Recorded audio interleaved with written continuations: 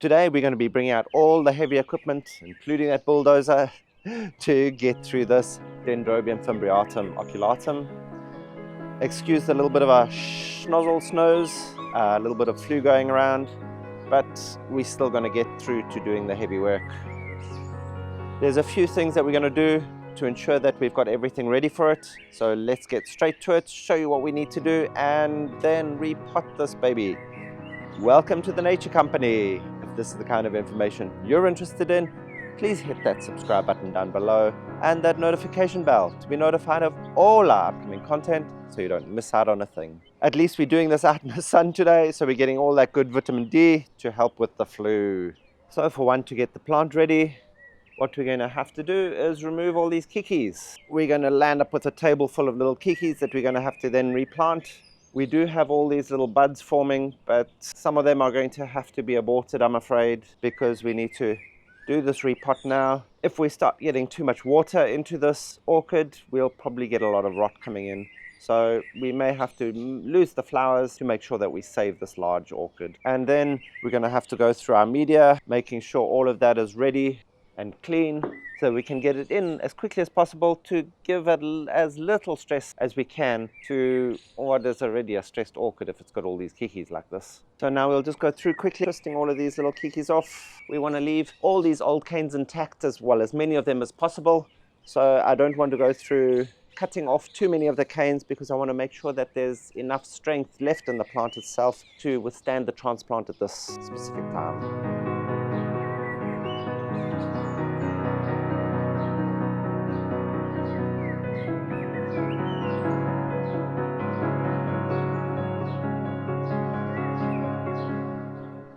So we've had this Dendrobium now for about, we've had it for a long time, but it's been in this pot now for about, I'd say about 5 years without having been repotted. So that's one of the reasons that it's gone from, instead of being a mass of flowers, into being a mass of Kikis. Probably the roots are not looking so hot. And if we just left all these Kikis on, we'd actually end up losing most of the plant. The reasons that we're removing all these Kikis, other than for the replant, is because if we allow them to keep growing, all that's going to happen is the plant hormones move to the ends of the canes, and that's where we'll get more and more Kikis coming from, and we'll stop getting those basal growths coming from the base of the plant, and we won't be getting any more mature canes coming up. And I want to try and keep this plant as a mature big specimen. So I've got to remove all the Kikis so we can allow those basal shoots to keep coming up. Otherwise the whole mother plant itself will just give in to all the new growth. And if we allow these big canes to regrow, we'll immediately get big canes off the plant again. So we're going to keep our plant in a mature stage instead of having to work from that again to grow that into a big plant again, which is going to take many years. So we'll just keep removing all of these. Some of these we are going to have to remove the actual mother cane because, for one, it's probably a bit desiccated. So we'll just go through removing Kikis one by one, doing as little damage to the old canes as possible.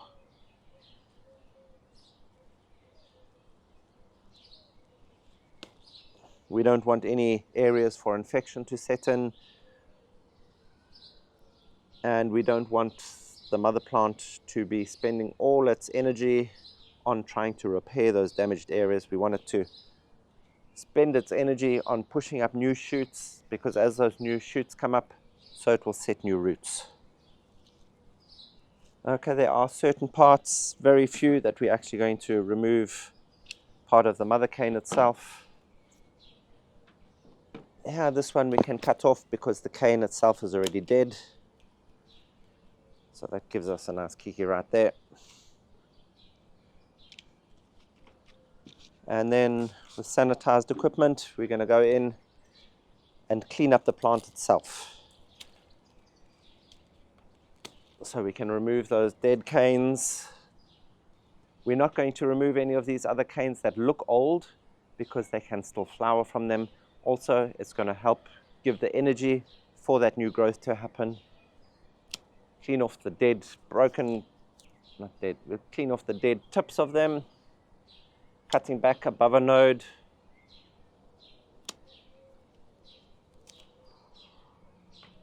So that we don't have to worry about infection passing through.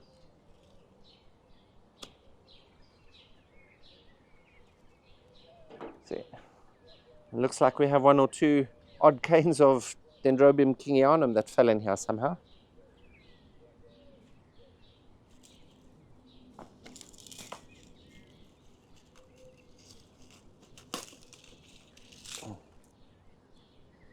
Now that we have a relatively clean plant, we can start removing it from its pot.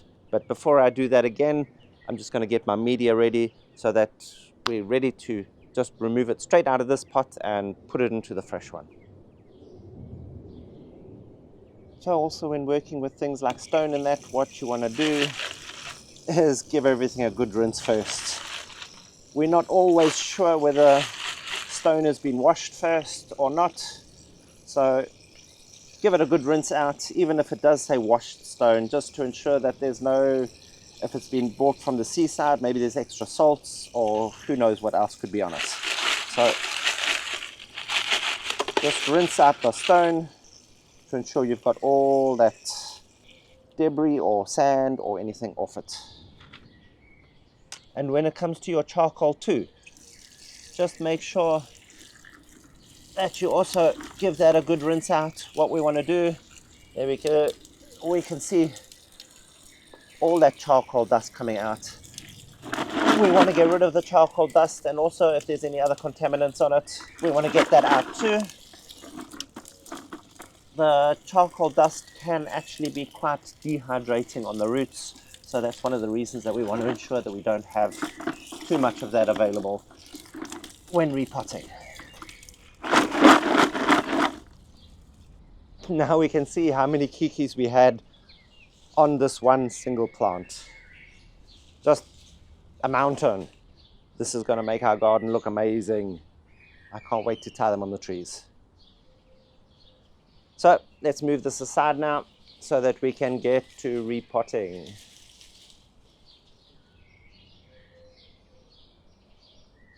So often when working with a big heavy pot like this, sometimes you might find it easier to work on the ground.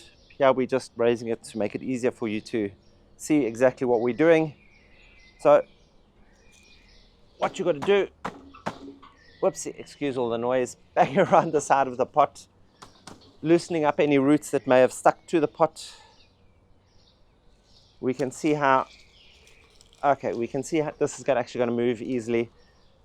Now we understand why we needed to repot it. A lot of the root volume is probably gone. I'll probably just be able to lift this out quite easily. So let's just make sure we don't make too much of a mess.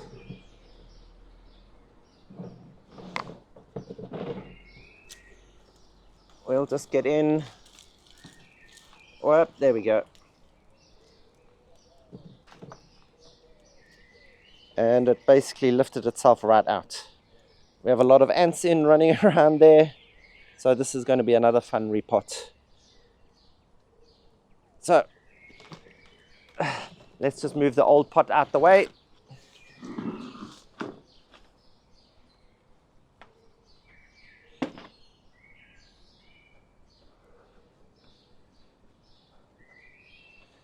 And we'll bring in our fresh pot.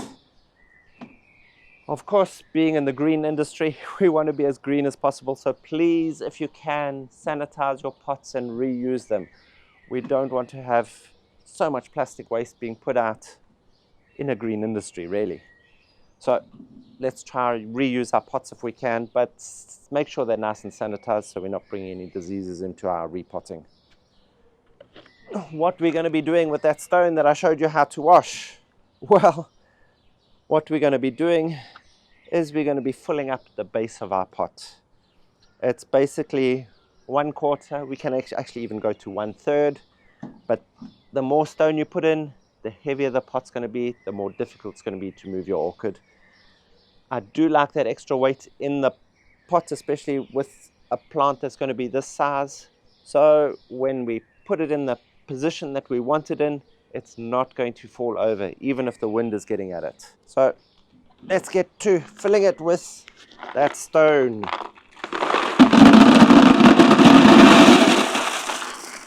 Yay for all the noise.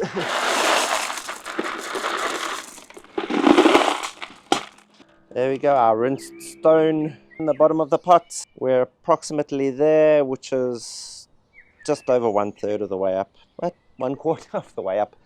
My maths is never good. Okay, other than putting weight to the bottom of the pot, it's going to allow for that air movement in and around the base, so we're not building up a soggy, damp mess. It's allowing for that extra drainage, and as I said, allowing that air to come up to the base of the roots, because these are epiphytic orchids and they need air. So the other two components, nice large size bark. We've got a mix here between the large bark and the medium bark. It's already made nice and moist, so we're not going to be withdrawing any moisture from the plant itself. And charcoal. We've actually got some fairly large size chunks. It's going to be okay because we're mixing it in here into this large pot. So we've got medium size and large size chunks. You can break these up into smaller sizes if you wish, but it's not really going to make any difference when potting up in such a large pot and mixing it with bark. It will help fill up any spaces, but of course leaving enough spaces for that air and water movement. So cleaning up around this, we're just going to make sure we remove all this media. We can see how it's all just become sand. No wonder this poor thing was struggling. All the ants wearing frilly pants in the quartermaster's store. Okay, let's see if we can get this done quickly so I'm not eaten alive.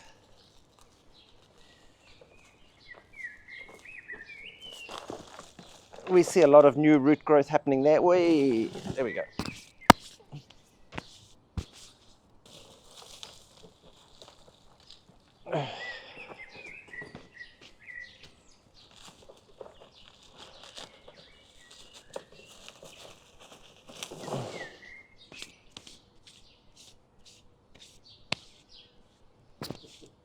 So when dealing with orchids, you never know what obstacles you're going to run into. There's always something fun, interesting, and new to deal with.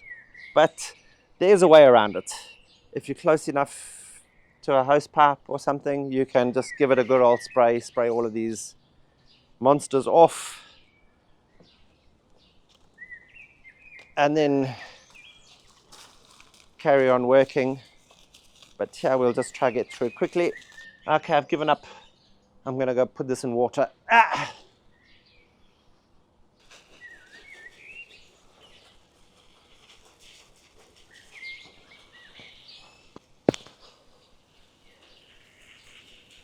So now that the ant problem's diminished slightly, we can get back to taking out all this old media. Here you can see previously I've used polystyrene or styrofoam, but for a mix that's kinder to the environment, rather use charcoal as your inorganic media as opposed to things like polystyrene. Also, the charcoal is going to help remove toxins from the water, so it's a win-win really when you're looking at using charcoal. And the reason that you're using that inorganic content is because it's going to help with the compaction of the media. It's going to stop the media from compacting because it's not going to decompose. It's going to hold its shape and its size, and it's going to keep those air gaps and allow for that drainage.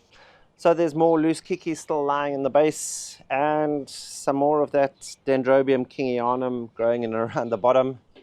Those can just come out because this is going to grow so big anyway. It will drown out that kingianum. It will not give the kingianum enough sun, and that's really what that wants to be able to grow and flower well. This side has a lot of viable roots in it. We can see there has been some new growth still trying to produce new roots. So So we're going to try to pry this apart a little bit without disturbing it too much, because Dendrobiums particularly don't like their roots disturbed all that awfully much.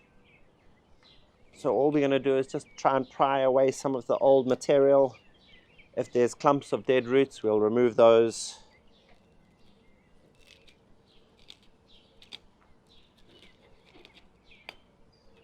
And the reason that we really want to do this is because we need to ensure that we can still get air movement in. We can see how this is all so well clumped up together. It's not allowing anything in. You can imagine even as you're pouring water on, it's not actually going to be absorbed in. It's just going to run around and down through the edges. So any watering that you're doing will probably be just going to waste.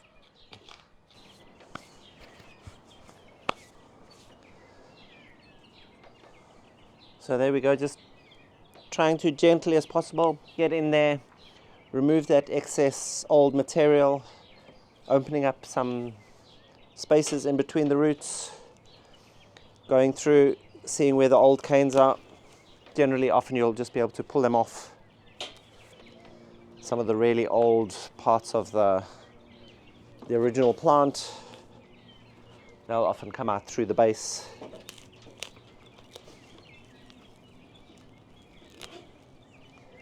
So we want to remove as much of this old dead material off as possible. But we're not going to go as far as actually disseminating the whole plant, because we want to try and keep this nice and big. And with the media we're using, with the bigger chunks of bark and the charcoal, it's not going to cause those large sizes to rot too quickly. Also, it shouldn't cause any other infections, as long as we're maintaining our watering properly. So now that we've got the majority of the media out, the roots are nice and clean and opened out, what we can start doing is having a look deeper in here. So we're looking for those old canes that are still alive at the top, but actually dead down at the bottom of the plant. So those we can go in. If we can't pull them out, we can just go in as low as possible and trim them out. There we go, see how some of them just break off quite easily. By doing this, you're opening up the air movement to in and around the canes, and that's only going to be good for your plant. It will also just help reduce the amount of dead rotting matter in and amongst your plant to try and avoid any other problems that may occur at a later stage.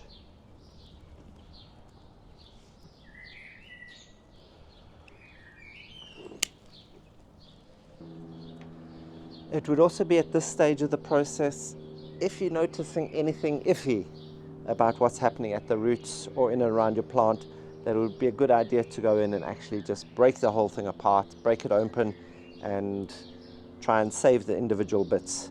But here everything's looking good. There's still some nice new root growth that's happening, and I don't see anything else. No rotting, no black rot, no bacterial rot, no fungal attacks. So it looks like we can just go straight on from here.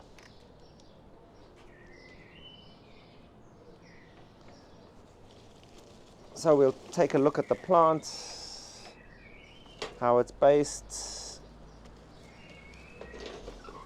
We've still got a loose Kiki in the middle here. We can take that out. There's a little bit of the Kingianum still left here, but it's well rooted in and amongst itself, so we'll just see how that goes.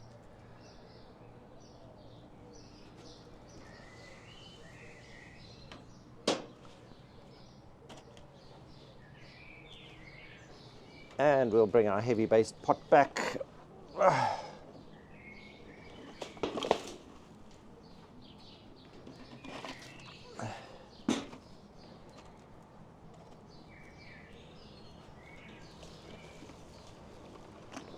We can see the root depth is not very deep at all. It will basically fit in a onto the top of whatever we're putting in. So we can basically take our bark and our charcoal and start layering it into the pot.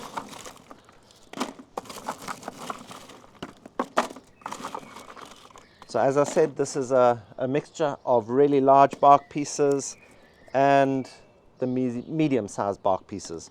This is just to ensure that we have a good mix of different size air gaps to allow for that drainage and for that air movement that these epiphytic dendrobiums prefer.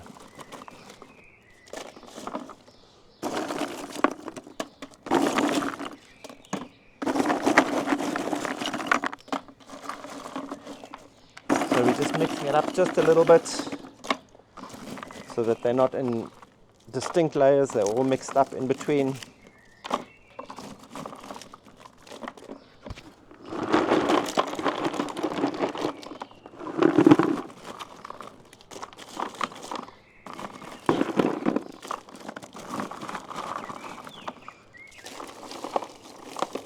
And here the mix is basically going to be 1/3 charcoal and 1/3 bark.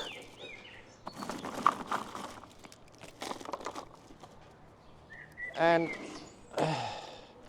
there we go, we can see all the good charcoal there in between. We can see how nice and aerated this media is, and that water is just going to flow straight through, while still the bark chunks are going to hold enough moisture to feed the orchid for long periods. This is also going to be an extremely heavy pot. Although the charcoal and the bark don't weigh much, we've got all that stone in, so you may need some help moving it around. Now all we'll do is then place our orchid on top of the mix, checking that it's nicely seated in the center. We'll take the balance of our charcoal and our bark,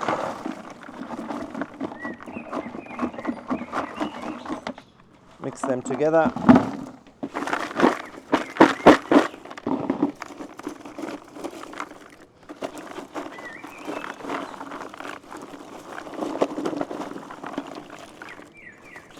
And then all we're going to be doing is taking handfuls of this and just filling it in and around, and where we can just pushing it in underneath the roots. So we want to try and get as much contact between the roots as possible, but without forcing it in. We don't want to try and compact this in, we just want to set it in nicely. Also, I'm doing this in late winter, so it's just as it is coming into flower, but as I said, we're going to have to abort most of these flowers because we need to save this before the rains come. And we want to get as much of that root set in, because the roots can set in now at this point. As the temperatures start to change, the daylight hours get longer, so it will start to produce roots. And we want those roots to settle in nicely so that when the rains do come, this is going to be all held in place and be solid and start growing beautifully. And next season, we're going to have a magnificent display. Although I say dendrobiums don't like their roots to be disturbed, once they have been disturbed, this is what actually gives them the impetus for the following seasons to actually grow well. It's almost like they like that bit of hardship at some point to actually force them into full new growth, but you do have to wait for it.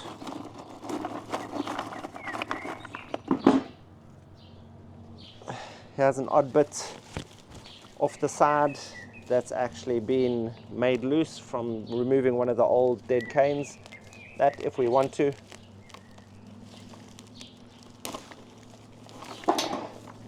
we can just separate that out completely. It's falling out to the side, making a wayward look in the pot, so we can just pull that out and it will give us a little bit of extra space to add some more media and for the new plant to grow better. So we're just working our way all the way around the pot.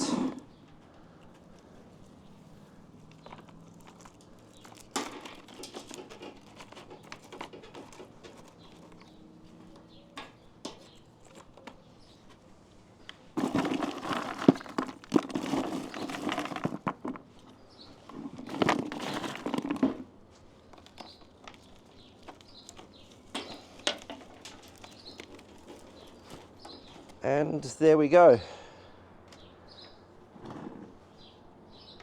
Set in nicely. We do have some of these old broken canes still attached, or these limp canes. These I'm not going to remove until a later point. I want to ensure that as this grows, as this sets in now, the roots want to grow, the new shoots at the base want to now start to push out, that it's got enough energy. So I'll just leave those on until they really start getting distressed as the plant itself draws the energy out of them, and then I can remove them. So we don't have to worry about that at the moment. We want that extra energy available to the plant. This is going to be put back straight to exactly where it was. I'm not going to be babying it. They don't like to be babied too much. Also, with the withholding of the water in that, it's going to want to set out new roots so that it can search for water. Also, it will help force those new buds to grow. This plant wants to survive, and now we're giving it the best chance to do just that. It's got now the space to grow, it's got the air movement through the plant that will help those basal shoots pop up. And we should have nice large canes coming back up relatively quickly. So what's the trick of transplanting a large Dendrobium? Just getting in and doing it. So remember, if you're wanting a large mother plant with those mature canes popping out immediately, try and keep as much of your plant intact as possible, just to give it the strength to really grow. As you remove all those separate sections into different pieces, that's when you start having the plant set back slightly, and you may be waiting another year or 2 years to see those mature canes popping back up again. Also, try and disturb the roots as little as possible while still opening them up and allowing that air movement and water to be able to pass through. And choose a media that's not going to decompose too quickly. We don't want to have to repot this too often. Every time we repot it, we're setting it back slightly. The new growths are going to be smaller again. So we want to leave this in this pot for at least 3 years. And then we can get that really huge big plant with that massive display. Again, if you're leaving it too long, like I did 5 years or so, you're going to have to deal with the problems that I've just done, removing all those Kikis, and probably having to deal with all those ants too. But if you're repotting it after that 3rd or 4th year, you're not going to have a plant that's quite this badly set back, although this is going to bounce back quickly. And remember, by removing all those Kikis, you're allowing for that basal growth to happen. If you're leaving them on, you're reducing the chances, and invariably the mother plant itself will die. So remove those Kikis. We had a lot of people requesting for us to do this repot for you, and if you have any other suggestions or anything you would like to see, please pop it down in the comments below. And if you want to see what we're going to be doing with all those Kikis, also just drop it down below and we'll show you as we do it. Ed has gone to a lot of effort to put all that reference material in that Buy Me a Coffee link down below. So pop down there, have a look and see what's on offer. Thank you for watching. If you found any of this information helpful, please hit that like button, hit that subscribe button down below, and that notification bell, bing bong, to be notified of all our upcoming content so you don't miss out on a thing. Help us grow as we help your orchids grow.